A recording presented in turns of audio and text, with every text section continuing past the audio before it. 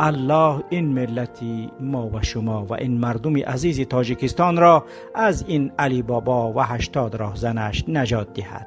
عنوان برنامه امروز ما چنین است: سفری $1,000,000 پیشوا به واروخ، قاچاقچیان آیله و کنترابند تجارتی سروزیر. И других первых лиц Кыргызстана жители страны сегодня призвали к ответу на اسفره ناحیه مردان باننگ و ناموس که امروزها در چنگال نامعینی و ناامیدی قرار دارد، نوابسته از مشکلاتی بر سرش بار شده، همانا برای امام علی رحمانوف و خانواده گوشت نچشم وی یکی از جایهای به حساب می رود که در تجارت و درآمدهای زیاد دارد. تجارتی خانواده رحمانوف در اسفره از غصب کارخانه نظام خان جورایف، یکی از ثروتمندان و تاجران نامی این ناحیه، توسط حسن اسدالله زاده شروع شده بود. خواننده و بیننده هوشمند اصلاحنت از ماجرای بسر نظام خان جورایف و پرونده مشهور اسفرگی ها آگاهی دارد. آن سالها تنها برای آنکه کارخانه کیمیاوی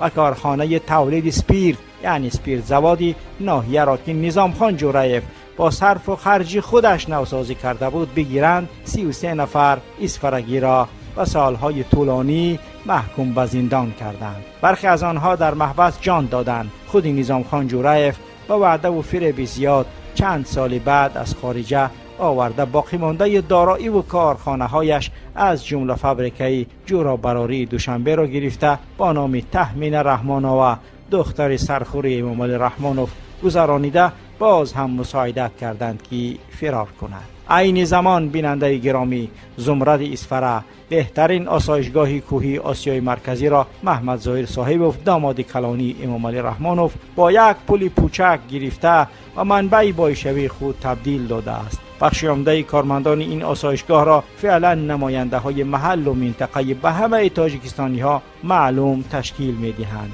ساکنان اسفره در اینجا احیانا کار می کنند. مدیر آسایشگاه و طبیبان و هم شهری های شفقت و حتی پاسبان ها همگی افرادی هستند که گویش آنها واقعا هم به لهجه مردمی این منطقه تفاوتی خیلی بزرگی دارد. بهتر از این بیننده گرامی، برخی از کارپوس های این آسایشگاه حالا به انباری مال و کالای تجارتی محمد ظاهر و شمس الله جیانش، یکی دیگر از دامادهای سرخوری امام علی رحمانوف، تبدیل شده است. از این بدتر به اصطلاح این انبارها را محمد ظاهر برای دیگر بیزنسمن ها به اجاره داده است. اینجا حالا به انباری مواد مخدر و دیگر محصولات قاچاقی اینها تبدیل شده است. این مال و محصولات را از طریق مرز قرقیزستان وارد و صادر میکنند.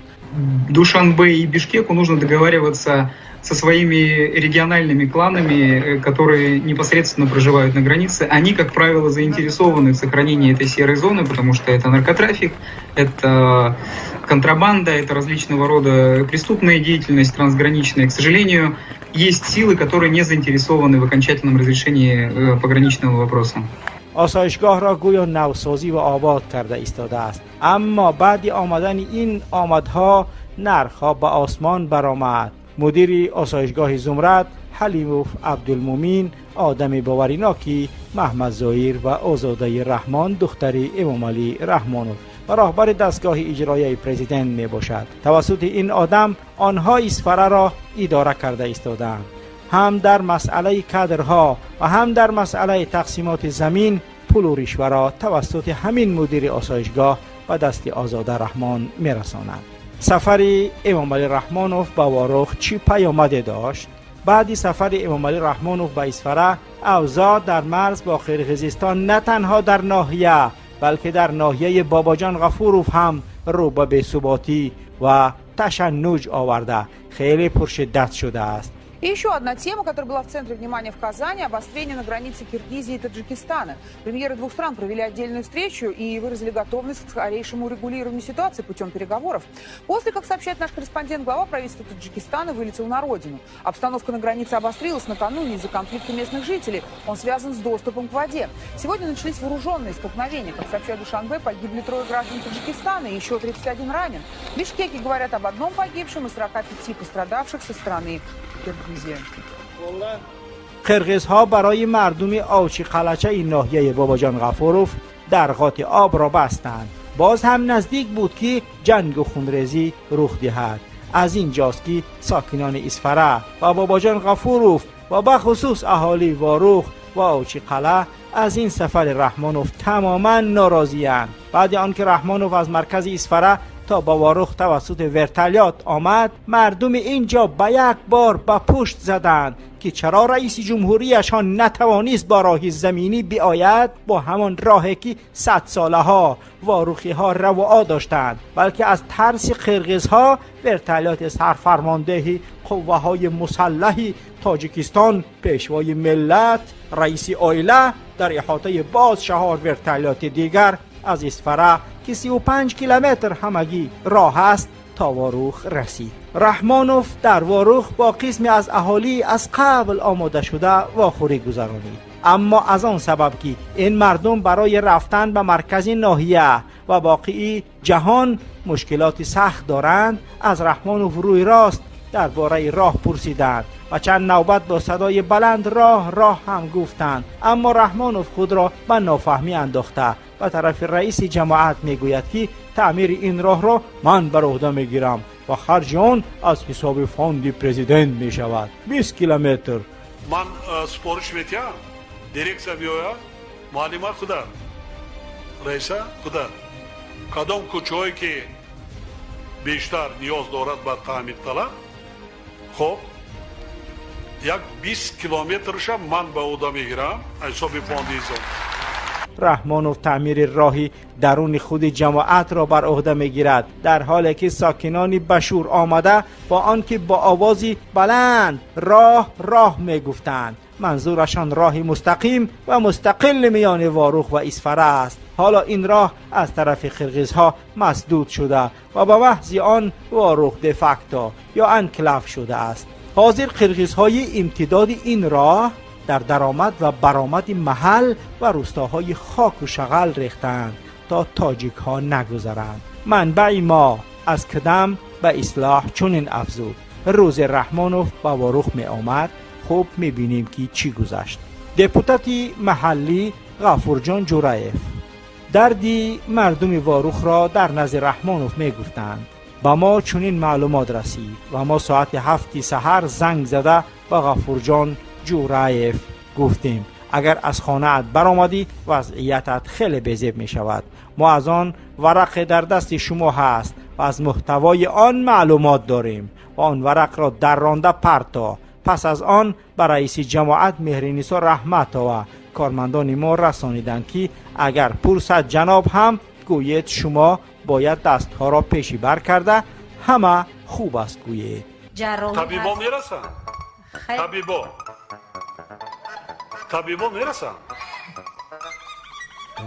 طبیبا میرسن محترم جناب عالی. خوب دیگر بینندگان گرامی، چنانه که از نوار هم دیدید معلوم است. منبع دیگر اصلاح از واروخ چنین گفت: چند موی سفید مقصد داشتن مشکلات را در نزد پرزیدنت گویند. از مقامات آمده همه آن 7 موی سفید را در یک جا جمع کرده برایشان گفتند پیشوا رفت، پس از آن شما آزاد می شوید و ما فرمان آمد شما اغواگران هستید و نباید تا رفتن پیشوا آزاد گردید. خوب بینندگان گرامی، این معلوماتی است که از کمیته دولتی امنیت ملی و اصلاح رسیده است. چنانه همه شاهدید. در نوار رحمانوف از رئیس جماعت خانم مهرنیسا رحمتووا میپرسد: رئیس جماعت معلمه چی مشکلات است؟ نترس، گپ زن. از رئیس ولایت و رئیس شهر نترس، کتی ما گپ زن. رئیس جماعت معلومات پیش میکروفون بیا. چی کم بودی از در دیوان؟ راست شو بگو، چی کم بودی است؟ چی مونده است دیگر؟ در حقیقت شر نکن، نترس. از رئیس ولایت شر نترس. من قدی گپ زن. مهرنیسا رحمتووا با صدای لرزان پیشوا را خیر و مقدم گفت و دستک ها پیشی بر حسابات دادن را شروع کرد. اگر نوار را مشاهده کرده باشد، پرزیدنت از رئیس جماعت میپرسد بیمارخانه دارید؟ بله میگوید. چند کت دارد؟ 70 کت دارد. خیلی خوب. بعد پیشوا میگوید من امروز مرا 15 دخترک پیشواز گرفت، من همه این دخترکان را با خودم میبرم.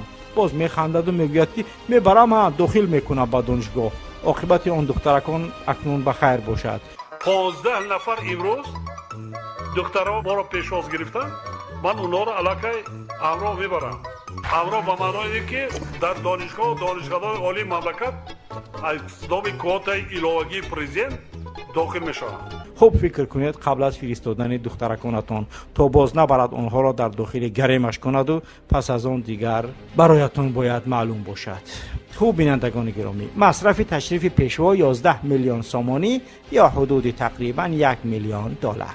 منبع اصلاح که در بخش تدارکات سفر رحمانوف به واروخ فعالیت میکرده است به ما چنین افزود: من به مصرف چرخبال ها کار ندارم چون از آنها آگاهی ندارم، اما تنها گل های در پشت منبر برآمدش را آماده نمودیم. با خود منبر، میز و کرسی های مخصوص و هیکل آن استقبال 8 میلیون سامانی اختصاص داده بودند. گل ها همش زنده و از خارج آورده شده بودند. باقی مانده مصارف تا آمدن و گسیلش سربازان محافظت که 1 ماه پیش شروع شده بودند 3 میلیون سامانی دیگر اختصاص داده شده بود. من نمیگویم این مبلغ مصرف شد. این مقدار مبلغ از بودجه کشور جدا شده بود و دیگر خودتان خلاصه نمایید که مبلغ به این طرف و آن طرف رفت. اگر با مصارف چرخبال ها حساب کنیم، یعنی میتوان بگوییم 1 میلیون دلار در این سفر پیشوا جدا شده بود و به بادی فنا رفت. اکنون بیننده گرامی خودتان خلاصه نمایید که این 1 میلیون دلار را به واروخ میدادند و آن را واقعا در آنجا مصرف میکردند. چی تغییرات در واروخ میشد؟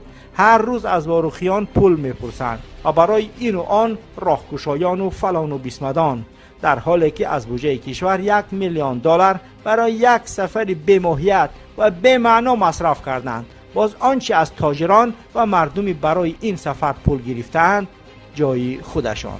و فعلا چنانه که میبینیم و در برنامه قبلی هم آن را تذکر داده بودیم، واروخیان فعلا پول جمع دارند تا اینکه چی کار باید بکنند، ولی برایشان میگویم که هیچ کار فایده ندارد. تا وقت رحمانوف سر قدرت هست، مبلغی که جمع میکنید میرود به بادی فنا، چون که این مسئله سیاست میان دو کشور است، نه اینکه میان یک محل و یک منطقه و یا اینکه میان مردمان دو منطقه مرزی.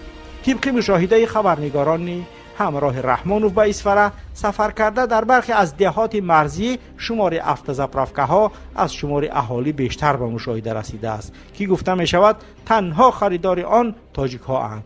اینجا قرقیز ها از حساب تاجیک ها درآمد داشتند.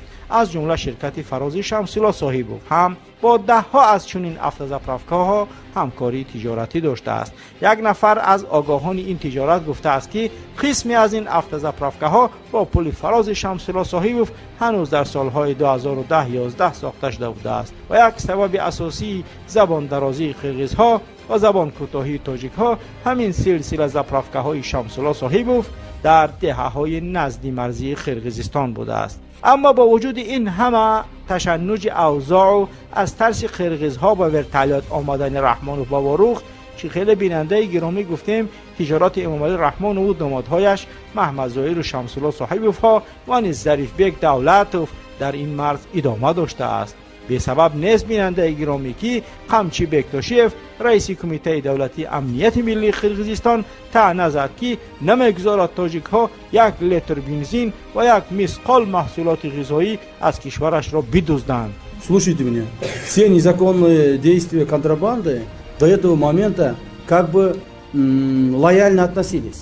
Так, лояльно относились, и незаконные действия происходило. Теперь этих незаконных действий не будут. Вот сейчас, например, Таджикистан не проходит ни литра дистоплива ГСМ, так, от Таджикистана сейчас к нам тоже не будет проходить ни их продукции, ни другие, ни третьи продукции.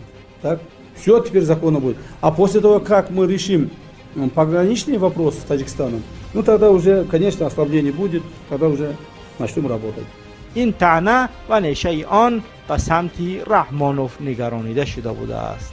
طبق مقال گور سوزد و دیگ جوشد، همین حالا تاجر ظریف بیگ دولتوف شب و نیمه شب از این مرز محصولات قنادی ساخت روسی را از قرقیزستان به تاجیکستان وارد کرده ایستاده است و روای قاچاقچیان مواد مخدر به انبارهای آسایشگاه زمردی متعلق به محمد ظاهر صاحبوف است خیلی زیاد شده است. شمس‌الله صاحبوف در اسفره نه تنها با قاچاق مال و کالا مشغول است و تنها از همین حساب منفعت می‌بیند، بلکه کان انگشتی آوازدار شوراب اسفره را نیز به تصرف خود درآورده است. با وجود غصب این کان و فروش انگشت سنگ آن، سال دراز یگان روز از وارد کردن انگشت قرغیز دست نبرداشته است. این سال نرخ انگشت در این کان از 350 تا 750 سومانی بلند شد. شمس‌الله انگشت قرغیز را توسط ناحیه جوار رسولوف با نرخ ارزان خریداری کرده، همچون انگشت شوراب می‌فروشد. ذخیره کردیم، نرخش بلند، نرخش 1.5 سومون ده. 1 سومون و 20 درم میگرفتیم، 90 درم من خیلی برده میدادن. سال پیشتر 80 درم بود. نگاه کرده بینید اگر انگشت نرخش بالا رفته است. اگر انگشت نرخش ارزان باشد میشد، من طرفای ما کوهستان ارچه نمی بریدن، خور نمی کندن، بسیار طبیعت با همین یاردم کلام بود. انگشت خانه را گرم میکنن. مثلا بچه که من سهر اندخیستم مکتب میرن، مکتب من مکتب را با انگشت وابستگی دارد که مثلا چند ساعته که چند مدته که طلبه درس ساعتش میخواند، همون وقت با انگشت وابستگی دارد که گرم میشد. هیزم خطی هیچ وقت وی تامین کردن نمیشد. نرخ 1 کیلوگرم انگشت سنگ در نقطه‌های فروشی شهر خوجند 1 سوم و 50 درم را تشکیل می‌دهد. با برابری سرد شدن هوا، نقطه‌های انگشت فروشی زیاد می‌شوند و ساکنان به نصب پیچ‌های بخاری شروع می‌نمایند. این نماد سازشواری اساساً از دولت قرقیزستان و دیگر شهر و ناحیه‌های کشور وارد می‌شود. نرخ سال گذشته سیراب بود. مثلا کومر کام بیچاره رفته که گروها گرام داشتن، حالا 1 سوم و 30 درمی خرید سازیم. اون نرخ من دیساز کومر مور باشد از آن میشد، کم باشد کمن میشد. من به نزدیک این کومر ده یک روز باشد، یک روز های، 2 روز 3 روز های. من 200 کیلوگرم ماندگی کم باشد، آمده گرم میمونه.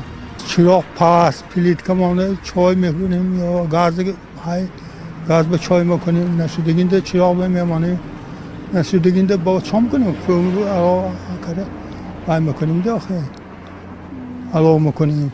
نرخ انگشت قرغیز 1 برابر ارزان است. منبع ما از شوراب در این مسئله افزود. در دوران شوروی ما شخته ها را تخته گذاشته میکفتیم و آن می ایستاد، اما حالا باشد برای آن که مصرف کم شود آن جای لازمه را میکوبیم و باز همین تخته ها را گرفته و دیگر جا میزنیم و کار میکنیم. نهایتش چی میشود نمیدانم. این صاحب حاضره کان شوراب اصلا در فکر بیشتر فایده به دست آوردن است و خلاص، اصلا در فکر آبادکاری و برای آینده این کان هیچ اهمیت نمیدهد. اما ما چون از اینجا هستیم دلمان به این ثروت زیر زمینی و آینده آن خونجگریم، اما چی کار کنیم؟ صاحب کان به شما معلوم است کی هست.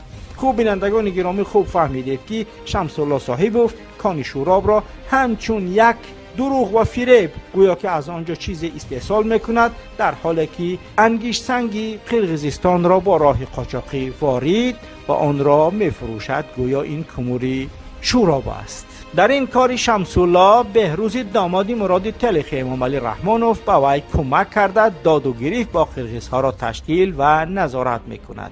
ببینید بینندگان گرامی، در حالی که در این ناحیه شخته ثابت و یا کدام کانی انگشت وجود ندارد و همه میدانند که انگشتی قاچاقی شمس‌الله صاحبوف است که از قرقیزستان وارد کرده است، اما در برآمدگاه ناحیه کارمندان گمرک، کروپسیا، لیسنزیا و غیره ایستاده از راننده های ماشین های باربر حجت انگشت برای مثال رستماش میپرسند. راننده ها و نفرانی که از این انگشت خریداری کردند در حیرتند که چرا قاچاقچیان اصلی یعنی شمس‌الله صاحبوف را کسی غم نمیدهد، ولی خریداران از این قاچاقچی ها را عذاب داده حتما از آنها پول میکنند.